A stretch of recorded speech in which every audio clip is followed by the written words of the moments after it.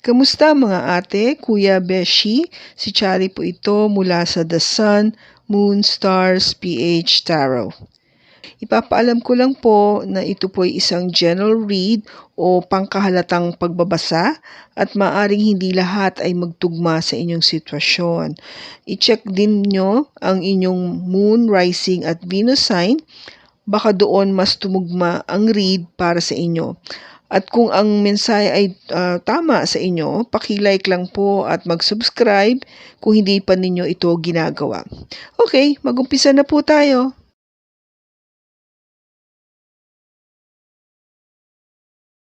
Hello po mga ate, kuya, beshis. Kamusta na po kayo? Andito ulit ako si Chari para gumawa ng another reading, and this is for the sign of Sagittarius, Sun, Moon, Rising, and Venus. And of course, welcome po yung mga cross-watchers ni Saggy at ang mga bago po nating mga viewers. Gusto ko lang pong iparating sa inyo kung bakit po hindi ako naka-upload kaagad ay dahil po yung brother ko po nag-pass away at ako po ngayon ay nagdadalamhati at nagluluksa sa kanyang pagkawala.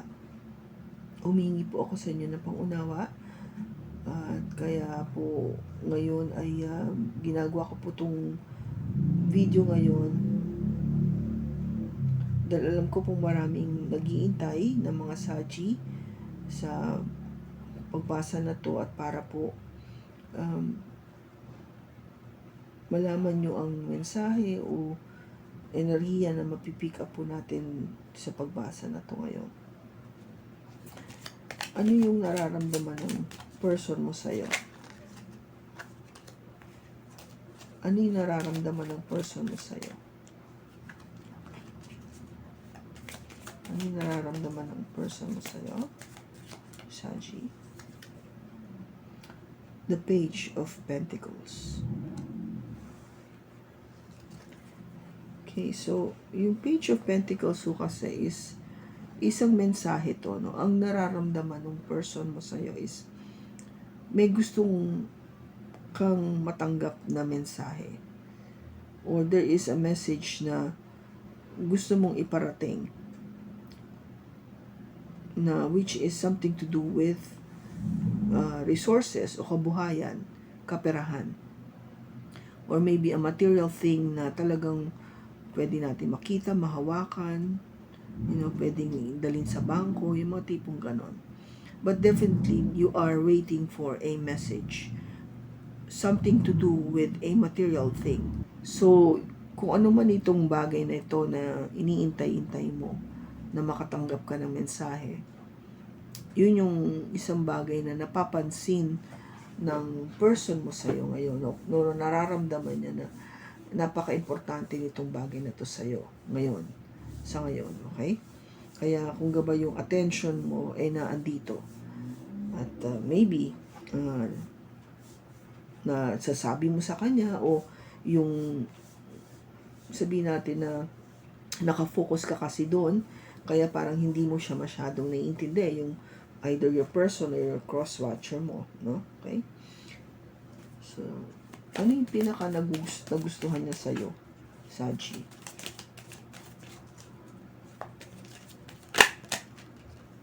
Oops, na-flip. The Fool. Ang pinaka nagustuhan niya sa'yo, Saji, is yung ugali ba na, sige lang, okay lang, yan na, gawin na natin. Ayaw mo nang pinapatagal pa ng isang bagay. Gagawin mo na agad na hindi masyadong pinag-iisipan. Kung gaba parang out of the blue, spur of the moment, yung mga ganang tipo. Na kasi, ano ka na eh, kung gaba parang wala kang namang takot, you don't fear anything, you're confident that you can do it. Kaya ganun yung attitude mo, no? And your person finds it to be something na remarkable kasi hindi lahat ng tao may ganung attitude.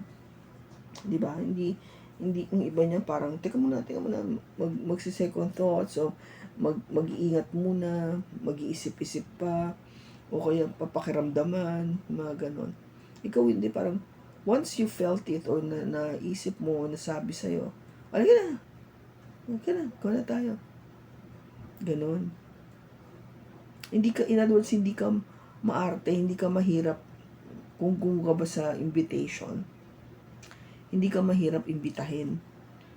Basta nalaman mo, merong lakad sa ganito, pupunta ka, sige, pupunta ako. Wala nang, tignan, iba merong, check ko muna yung schedule ko, tignan ko sandali, baka, hindi ka ganun eh. Parang, sige, na, let's go. Ganun ka. Kaya sa kanya, parang, okay to ah. Ganun yung tingin sa'yo ng person mo. Ano yung intention niya sa'yo? Ano yung intention niya sa'yo? Ano yung intention ng person mo sa'yo? Wow, hermit. Mag-isip. Isipin niya muna mabuti. Ang intention niya is pag-aralan mo muna mabuti. Mag-isip ng malalim. Tignan muna lahat ng bagay. Kasi nga kung ikaw, yung sige lang, walang plano, out of the blue, it is giving your person yung opposite energy naman itong fool, which is the hermit. Ikaw yung cross-watcher natin ha. Ikaw yung mag-iintay, magpaplano, magre-research, bago magdesisyon. Mag-iisip ng malalim, magtatanong ng maraming beses kung ito na ba yung tamang move or decision na gagawin.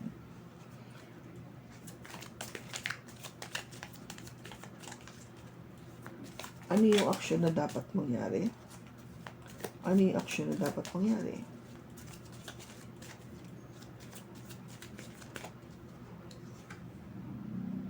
The Lovers.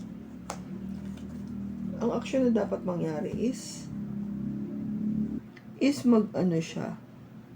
mag-decide, no? To make the decision. Mag-decide ka na agad. Ano na? Tayo na ba? Hindi pa ba? You need to make that decision. And a very important decision. Kung gaba hiningi mo yung sagot dun sa tanong, dun sa tinatanong mo, okay? Ano yung outcome nito? Kasi yung sinasabi ko dito, ano action dapat gawin? You need to make the decision. Magtatanong siya eh. So, kailangan ready ka sumagot. Ano yung outcome? Ang outcome is the moon. Moon is all about something that is unknown, hindi alam.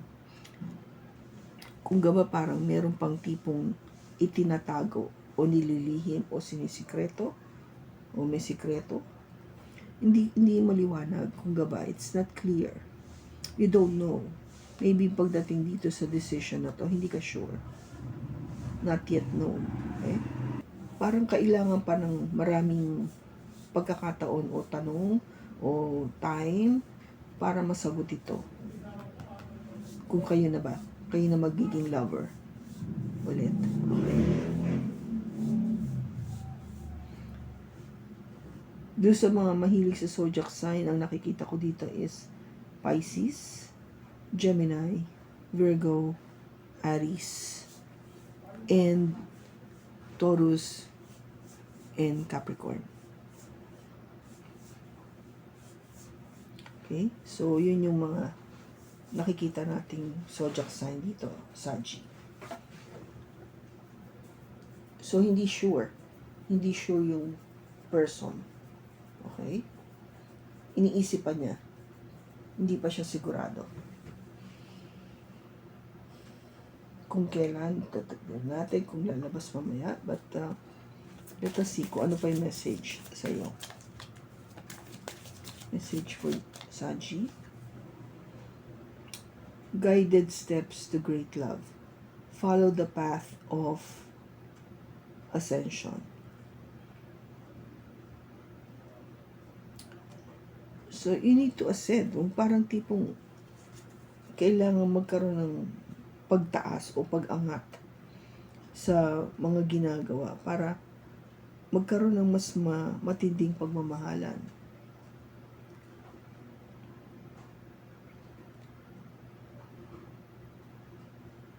Medyo malalim ang gusto niyang sabihin, di ba?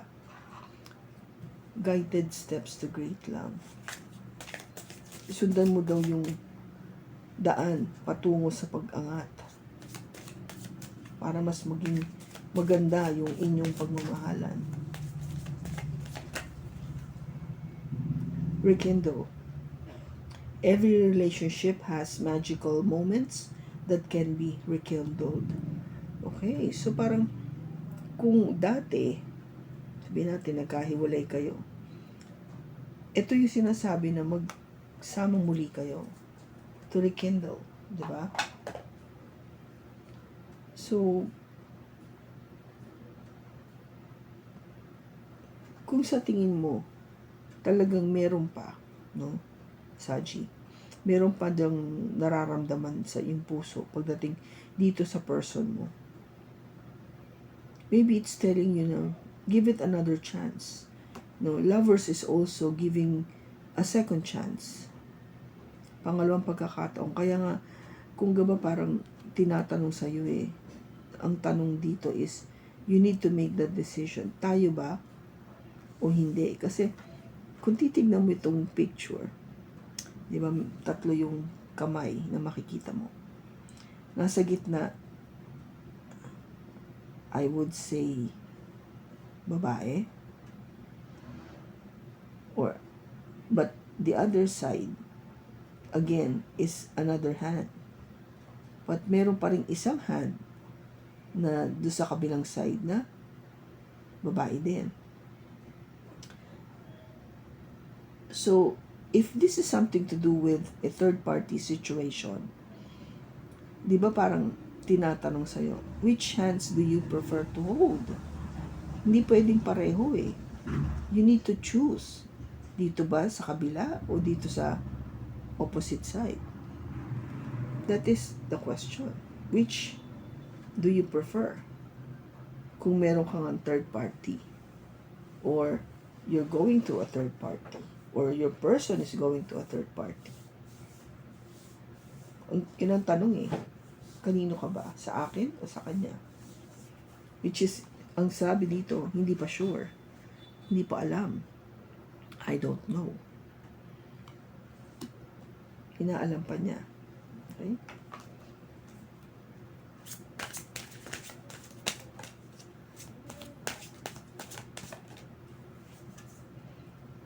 It says you're helpful people. So, here is just parang asking you to help people, no? Mag-concentrate ka rin to extend your help sa kanila. Hindi lang mag-focus sa iyo, sa person mo, but also extend your help para siguro mas maganda yung karma sa'yo, no? Mas maging maganda yung outcome para sa'yo kasi you're helping a lot of people. Hindi lang ikaw, yung person mo, pati ka, maraming tao, your community, no? Which is good kasi mabuti yun. Okay, so tanong natin, kailan mo malalaman ito, yung decision na to? When that decision will be made?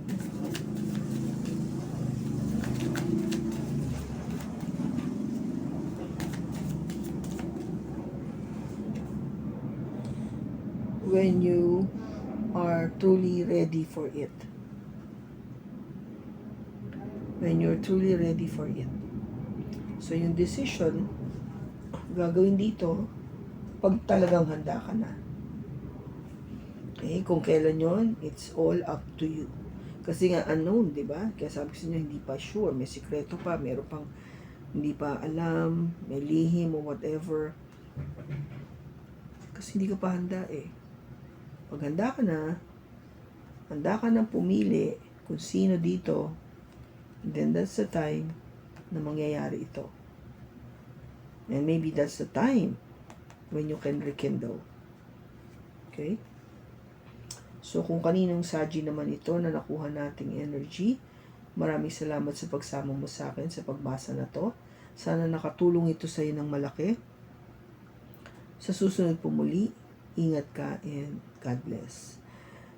Humihiling lang po ako na magdasal po ng Our Father, Hail Mary at Glory be. Maraming salamat po.